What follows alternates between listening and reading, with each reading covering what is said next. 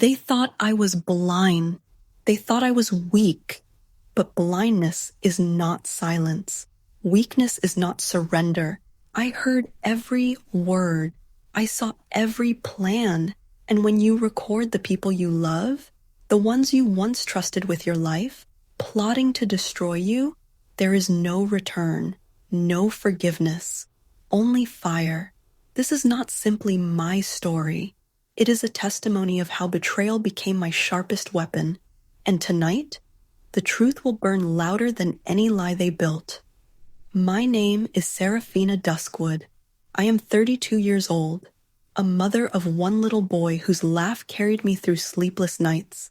For years, I believed in the kind of love pictured in glossy magazines. Safe, soft, ordinary. I worked part-time at a local accounting office, counted pennies against daycare fees, clipped coupons for groceries. I told myself that if I stayed quiet, worked hard, kept my head down, life would remain stable. But stability is a mask. And behind masks, people plot.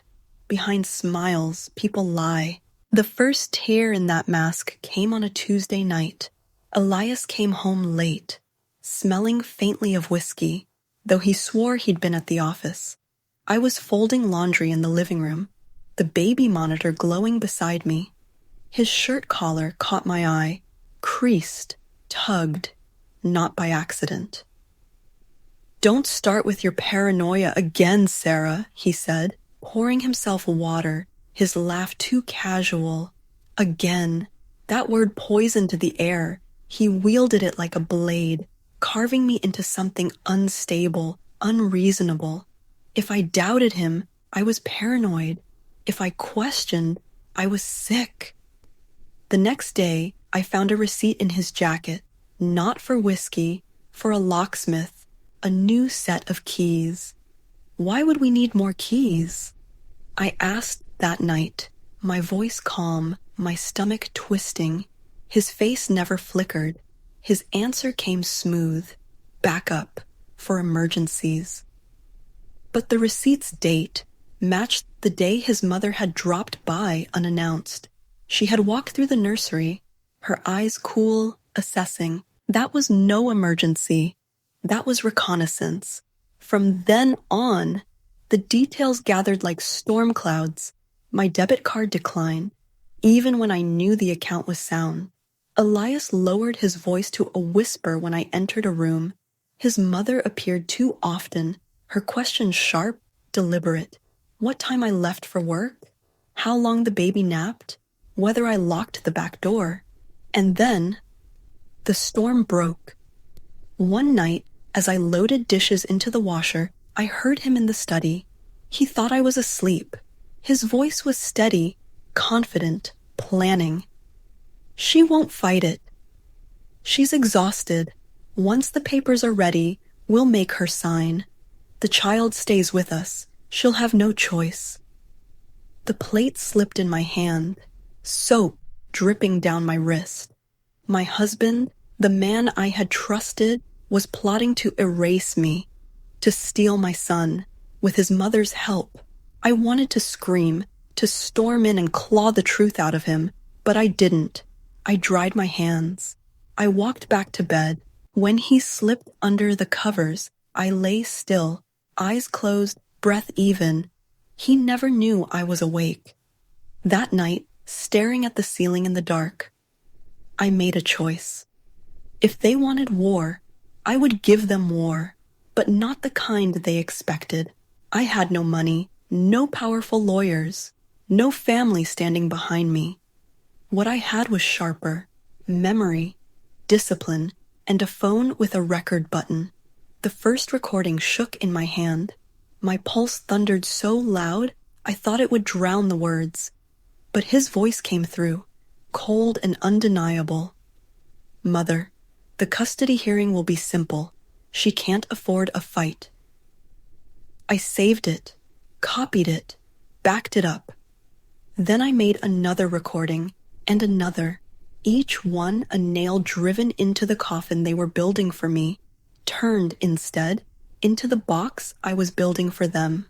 That was the beginning of the file, a file that now lives in 3 separate places, a file that could turn their quiet confidence into ruin with the press of a single button. I am not writing this as a victim's diary. I will not beg for pity. This is a chronicle of how I saw the trap set beneath my feet and chose not to step into it, but to dig my own tunnel out. Because when betrayal comes from the ones you call family, there is no justice waiting for you. There is only the justice you make with your own hands. And I was ready to make mine. The first time I walked into the gym, I felt like a thief caught in the wrong house. The air smelled of metal, rubber, and sweat. Thick, heavy, alive. Everyone stared without staring. Their eyes slid over me, fast and sharp, like razors hidden in polite faces. The treadmills hummed in one corner. Dumbbells clanged like iron bells in another. Music pulsed low from overhead speakers, a rhythm that seemed to belong to everyone but me. My shoes squeaked too loud on the rubber floor, each step an announcement. Outsider, outsider, outsider. For a moment, I wanted to leave, to turn around, pretend I was lost, maybe say I was looking for the yoga studio upstairs. My hand twitched toward the door, but I didn't. I forced my feet to keep walking. The receptionist looked up, bright smile too practiced. "First day?" she asked. I nodded, my throat dry, my voice stuck somewhere between fear and pride. She tilted her head, still smiling the way you smile at a child wobbling on their first bike. "Start slow. Don't hurt yourself." I knew what she meant. Her eyes said the rest. You don't belong here. I chose a treadmill in the far corner, as if distance could shield me. My finger hovered, then pressed the glowing green button. The belt started moving. So did I. 10 seconds in, my body betrayed me. My legs felt like anchors. My breath came in sharp gasps. Sweat rolled down my back, as if I was drowning on dry land. A guy 2 rows over looked at me, then leaned toward his friend. Their shoulders shook with laughter. My chest burned, not from running, but from shame. I wanted to shout, "I hear you." I wanted to spit the words in their faces, but my throat locked. So I stayed quiet. I tightened my jaw, raised the speed a fraction. The pain was immediate. My knees screamed, my chest rattled. Every step was punishment, but I whispered inside my head, "Let it hurt now, so it won't hurt later." 20 minutes later, Cam burst through the door, cheeks flushed, hair messy from the wind. "Sorry," she panted. "Traffic was hell." I shook my head, too focused on not collapsing. Cam looked at me, eyes soft, voice lower than the music. "You're already here," she said. "That's the hard part." I almost laughed. The hard part wasn't getting here. The hard part was staying. After the treadmill, I drifted toward the weights. I picked up a dumbbell, only 5 kilos, but in my hand, it felt like a car. My arm trembled so violently I thought it would slip, crash onto my foot, end the whole experiment. I clenched harder, lifted once, twice. The mirror in front of me showed a mess. Red face, blotchy skin, hair plastered with sweat. Ugly, uncomfortable, exposed. But then I saw something else, something small, buried beneath the shame. I hadn't put the dumbbell down. My arm shook, but it was still rising. I was still there. I wasn't quitting. A trainer passed by, tall, lean, the kind of body you'd see stretched across glossy magazine covers. His eyes flicked to my trembling arm. For a heartbeat, I braced myself for the smirk, the cruel joke, the judgment I'd come to expect. Instead, he stopped just long enough to say, "Don't rush. Form first, slow and steady wins." And then he walked away. That was all, just a simple comment. But it felt like someone had handed me a match inside a dark cave, a flicker, a spark, enough to see that maybe the path wasn't all darkness after all. That night, my body screamed. Muscles I hadn't known existed flared like fire. My thighs ached with every step. My arms shook when I reached for a glass. Climbing the stairs to my apartment felt like a war fought inch by inch. By the time I collapsed onto the couch, I was trembling. But under the pain, under the exhaustion, there was something else. Quiet, electric, alive. For the first time in years, the voice in my head didn't say you can't. It whispered, maybe you will. I opened my phone. My fingers ached, but I typed into the Notes app. Day 1, they laughed. Day 1, I stayed. And this time, I didn't delete it. By the 3rd week, my body was a battlefield. Every joint, every tendon, every muscle seemed to carry its own bruise. My knees throbbed at night, a dull, relentless ache that woke me from shallow sleep. My shoulders burned each time I reached for something as simple as a glass of water. Even tying my shoelaces in the morning felt like bending down to pick up the weight of the world. The gym had become both my sanctuary and my torment. I hated it, yet I craved it, because the pain, as much as it broke me, whispered that I was still trying. One evening, I stepped onto the treadmill again. The air was thick with sweat and music, the hum of machines blending into a steady chorus. I pressed the green button, forced my legs forward, one step, then another. 10 minutes in, it happened. A sharp electric pain ripped through my left knee.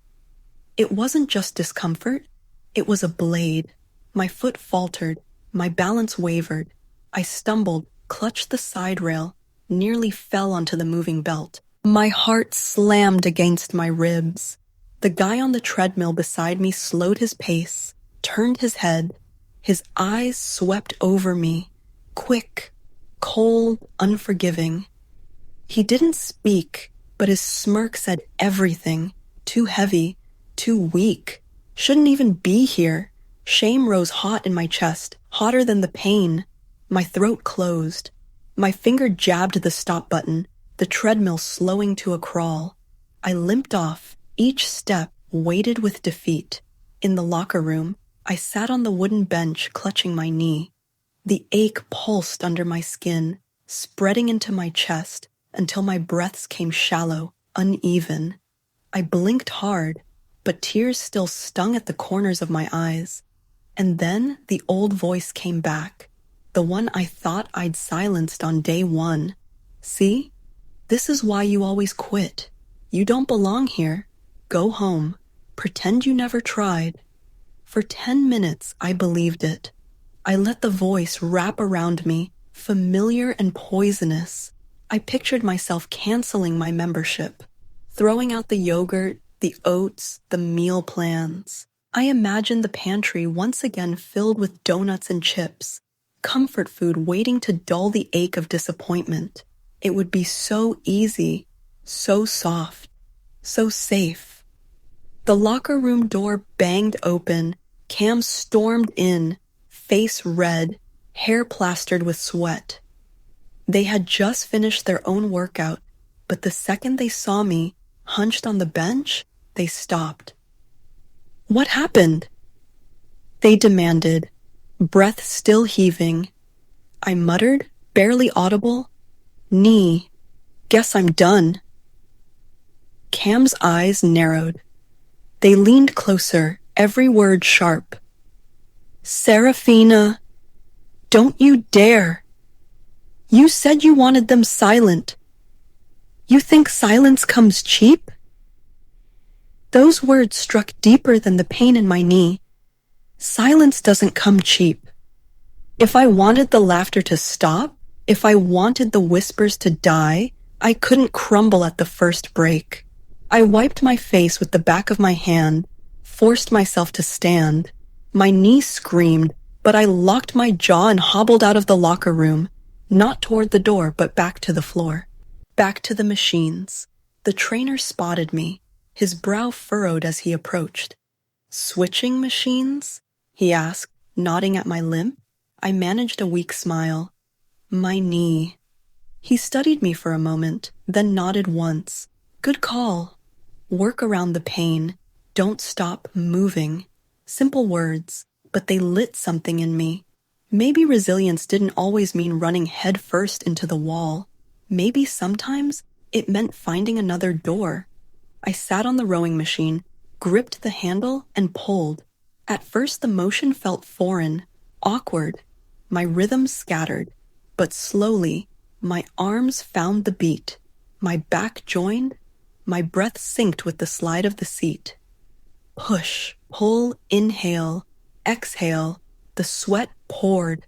My hands blistered. My body screamed, but the sharp edge of knee pain faded into the background. I was moving. I was adapting. I was refusing to quit. When I finally let go of the handle, my shirt clung to my skin, soaked through. My hair stuck to my forehead. My lungs burned. And yet, my feet stayed planted on the gym floor. I hadn't left. I was still here, still moving. That night, I lay in bed with a bag of ice strapped to my knee. The ache pulsed, but it no longer felt like defeat. It felt like proof, and the voice inside my head wasn't the old one, the one that hissed, "Quit, quit, quit." Instead, I heard something new, rough, raw, steady. "You bent, but you didn't break." I picked up my phone, fingers stiff, and opened my notes app. I typed slowly, deliberately. Day 19. Pain tried to stop me. Day 19. I found another way. I stared at the words for a long time. Then I smiled. Small, tired, but real. Because for the first time, I didn't just feel like a beginner. For the first time, I felt like maybe, just maybe, I was dangerous. By the second month, something strange began to happen. It wasn't dramatic, no sudden magic, no overnight miracle, but it was there, quiet, steady, impossible to deny. My clothes started to feel different. The black jacket I always wore like a shield, my armor against stares, my way of hiding, suddenly hung looser around the shoulders. My jeans, the ones that used to fight me with every button, slipped on it with less resistance. One morning, I fastened them without the usual war, and for a second, I just stood there, staring down at the waistband in shock. The mirror in the locker room confirmed what my body had been whispering. My face was still round, yes, but sharper now, the edges of my jaw beginning to show. My cheeks no longer swallowed the whole frame. My eyes looked wider, brighter, less drowned in exhaustion. I stood there holding a towel, frozen in front of the glass. My reflection stared back at me like a stranger I almost recognized, but not quite. But the world outside the mirror wasn't nearly as kind. At work, during lunch, Hannah leaned forward across the table. Her voice was light, sweet, pitched loud enough for everyone to hear. "Wow, Seraphina, are you dieting? Be careful. Crash diets make you bounce back twice as fast."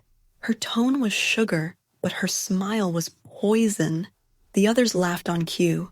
I stabbed my fork into the salad, grounding myself in the motion. Lettuce crunched between my teeth as I forced myself to chew slowly. I didn't rise to the bait. I didn't give her the scene she wanted. Later in the elevator, I caught another sting. One of the guys from finance nudged his friend. lowering his voice just enough to think I couldn't hear. "She's trying," he whispered. "Won't last a month." Their laughter was muffled, but the reflection betrayed them. The polished steel walls showed me their smirks, their casual dismissal, as if I were an experiment doomed to fail. They didn't know I was watching. At first, their words burned. Shame lit up my chest, hot and bitter. I wanted to scream, to slam them against the elevator doors, to spit out every ounce of rage that had been sitting in my stomach for years. But then, another thought crept in. They noticed. Even if it came as mockery, even if it was doubt and cruelty, they had seen a change. And that meant the cracks were no longer just in my mirror. They were in theirs.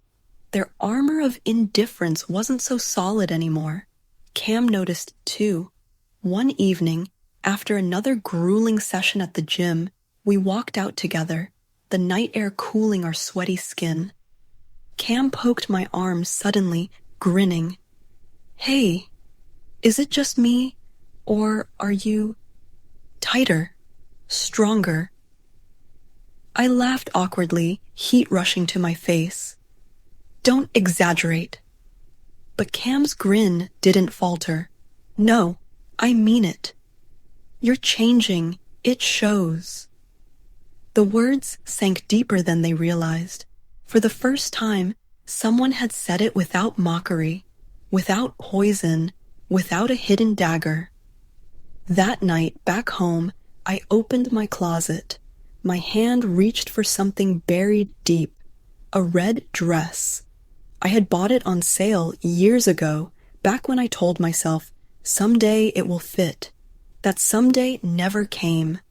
It hung there all this time, a silent reminder of failure. I pulled it out anyway, slipped it over my shoulders, tried the zipper. It stuck halfway. My breath caught. My heart pounded. I sat down on the edge of my bed, the dress clinging awkwardly, the zipper refusing to rise. The old me would have collapsed in despair, curled up and cried at yet another confirmation of not enough. But this time, something different stirred. Not despair, not shame, hunger. Not hunger for food, but for the day it would fit. For the fight itself, for the proof waiting just ahead if I kept going. I opened my phone. My hands still trembled from the gym, but I typed into my notes app, slowly, deliberately. Day 35, they laughed again, but this time, the laugh sounded nervous. I stared at the words, my reflection from the locker room still sharp in my mind, and for the first time, I realized the silence I dreamed of was coming. Not fast, not easy, but it was coming, slowly, surely. I could feel the cracks forming, and this time, I was ready to break through. By the third month, something inside me shifted. It wasn't loud, it wasn't sudden, but it was real. I stopped waiting for their laughter. I stopped listening for it in every corner, every pause. Instead, I began working in silence. Not silence of defeat, but silence of sharpening. I collected proof the way other people collect trophies. Proof written in sweat. Proof stamped in numbers. Proof that couldn't be erased by a smirk or a whisper.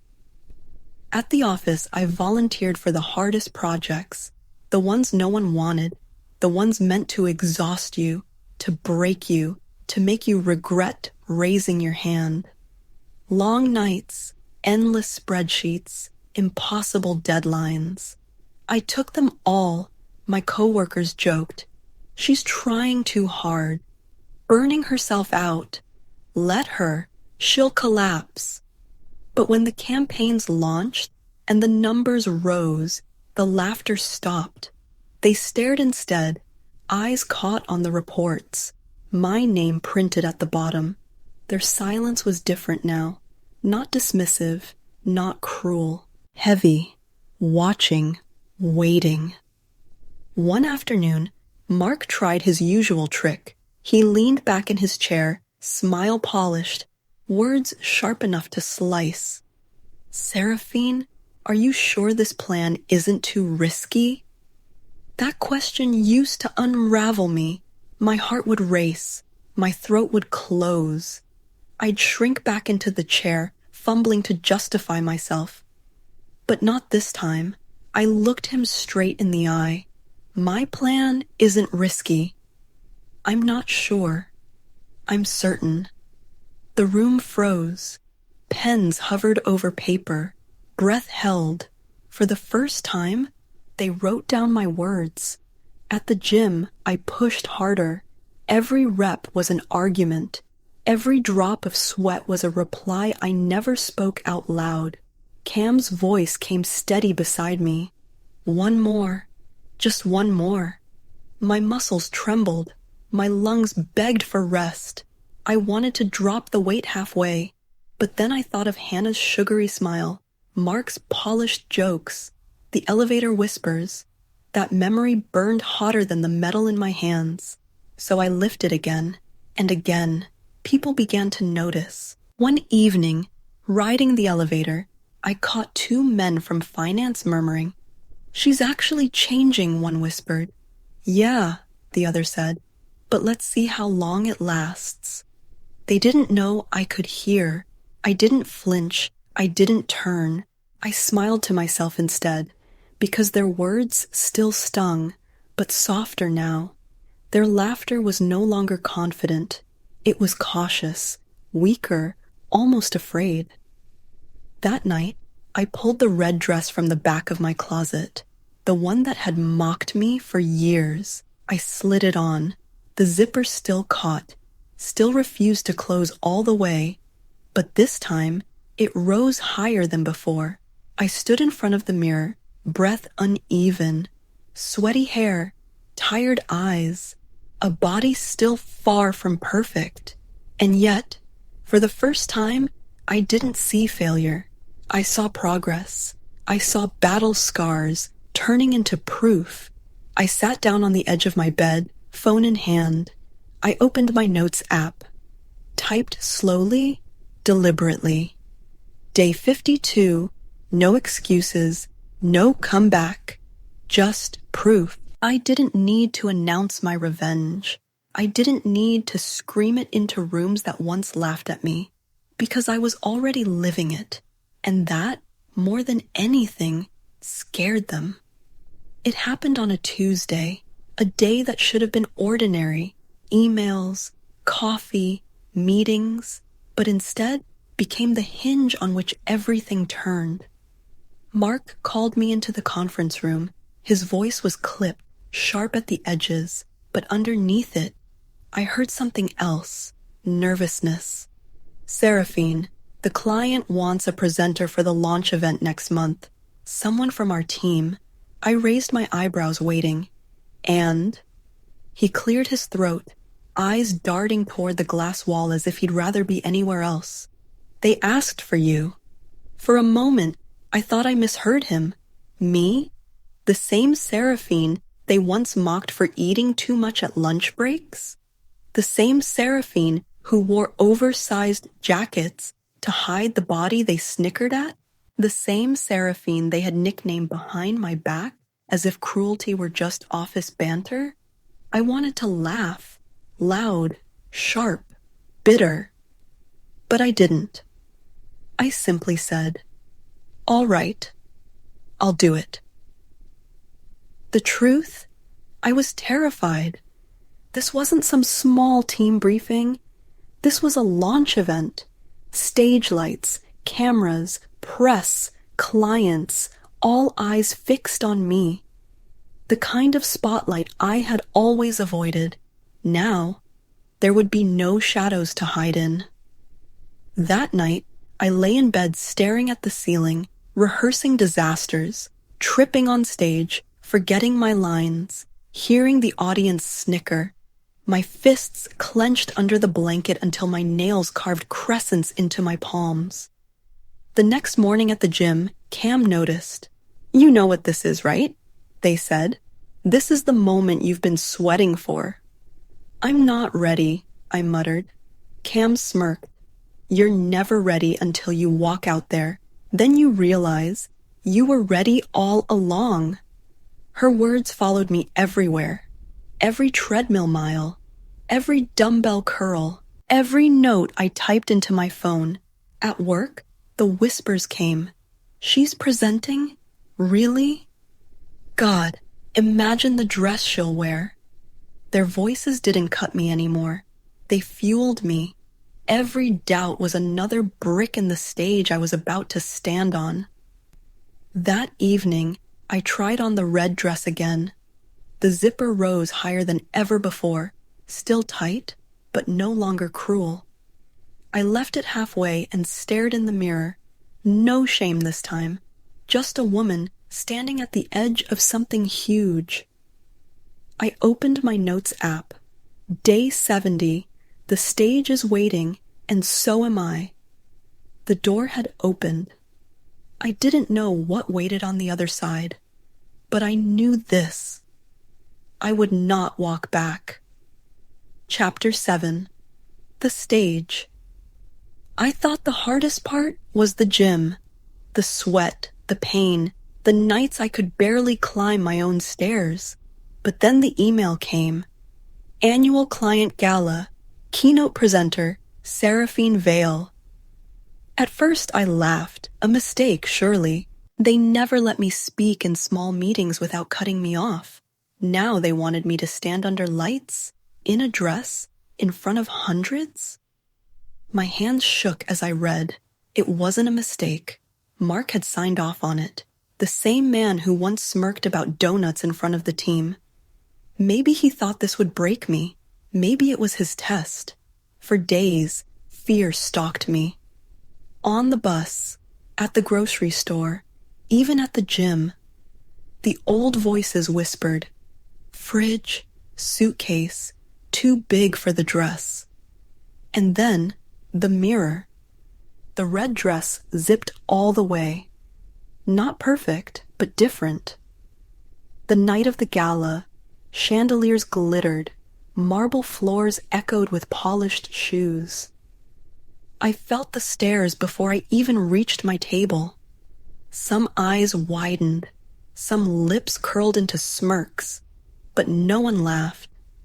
When they called my name, my chest squeezed. Cam's hand squeezed mine back. "Go," they whispered. "This is yours." The stage lights blinded me. The microphone was cold. My voice cracked on the first line, but I pushed through. Sentence by sentence, the crack closed. I saw faces I once feared. Hannah, pretending not to stare. Mark, stone-faced, smirk gone. The finance guys, silent now. By the time I finished, the silence was thick. For a second, I thought I'd failed. Then applause. Not polite, not forced, real strong, growing.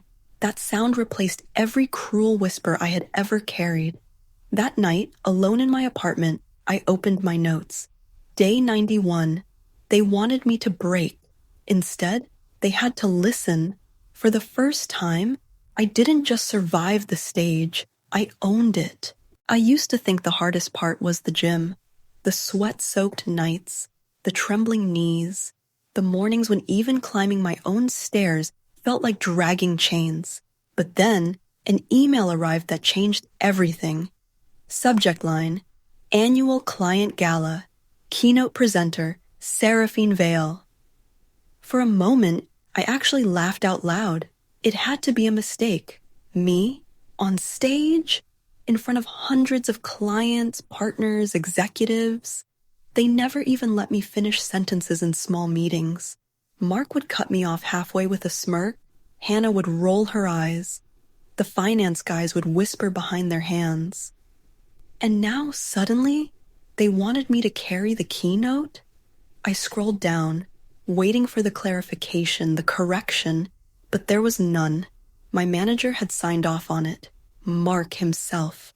Mark, the same man who once waved a donut in front of me at the pantry, laughing loud enough for the whole floor to hear. Mark, whose eyes used to flick over me as if I were a walking cautionary tale. Maybe this was his test. Or maybe he thought this would break me. The fear settled quickly. It followed me like a shadow. On the bus ride to work, I saw the stage in my mind. Bright lights, rows of faces, every eye fixed on me, waiting for me to stumble.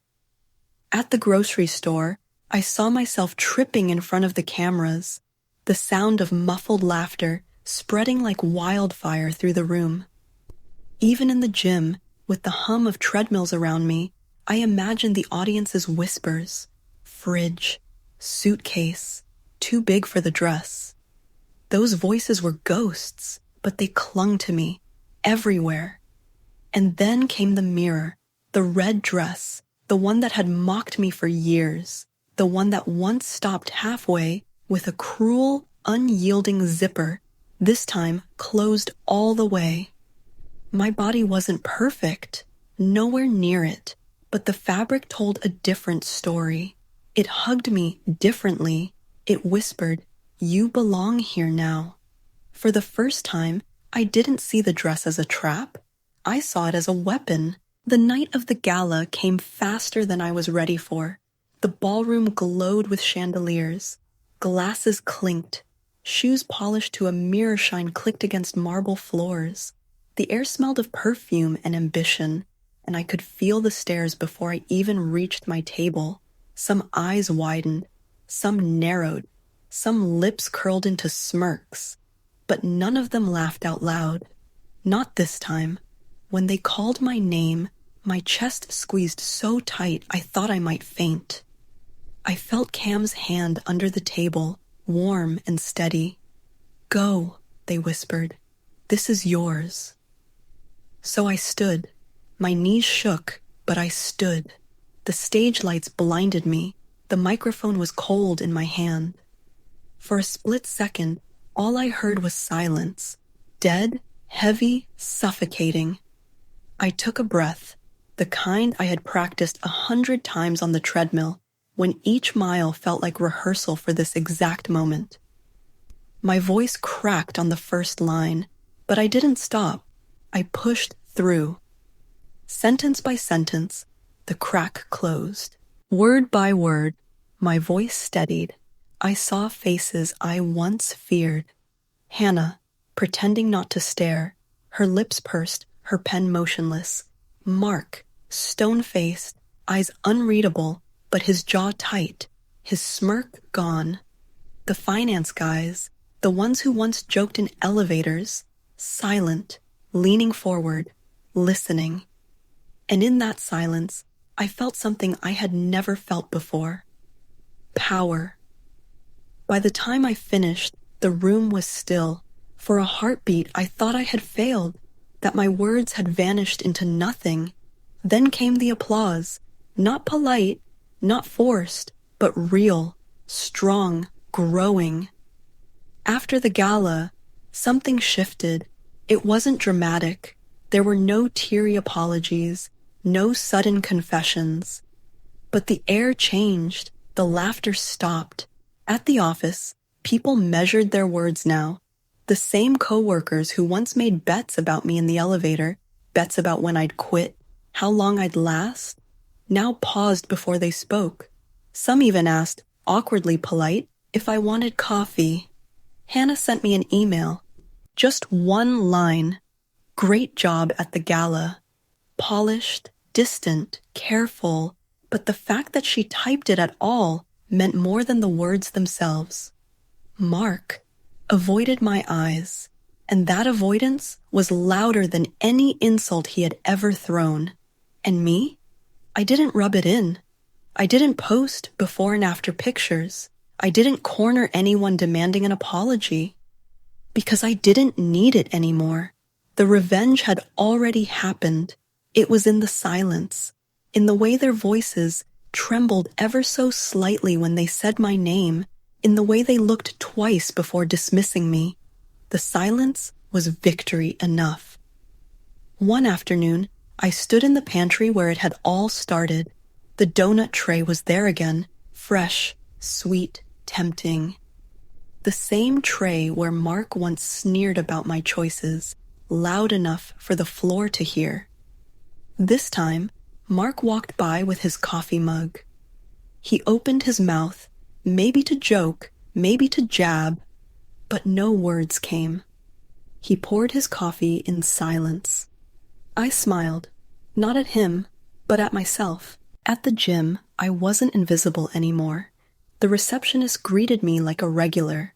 The trainer nodded in quiet acknowledgement when he saw my progress. And Cam just looked at me, half smile on their lips. Told you, they said. This was always in you. That night, I went home. For the last time, I pulled out the red dress. I slipped it on. The zipper slid easily now, smooth. No fight. No hesitation. I stood in front of the mirror, and I realized the dress wasn't the victory. Not really. The real victory was standing there without flinching, without wishing to be smaller, without wishing to be someone else. I picked up my phone, opened my notes app, typed, Day 100. The world is quiet now. Not because I begged for their respect, but because I earned my own. I closed the phone, turned off the light, and for the first time in years, I slept without hearing their laughter, echoing in my head. The silence was mine, and it was louder than any revenge could ever be, a sound that drowned out every cruel whisper I had ever carried, a sound that replaced every too much, every not enough, every laugh that once cut me to pieces. That night, when the makeup was wiped off, the dress hung back in the closet, and the applause faded into memory, I sat alone in my apartment. I opened my notes app, the same one where I once typed promises and deleted them before they saw daylight. I wrote slowly, carefully. Day 91. They wanted me to break. Instead, they had to listen. For the first time in my life, I hadn't just survived the stage, I owned it.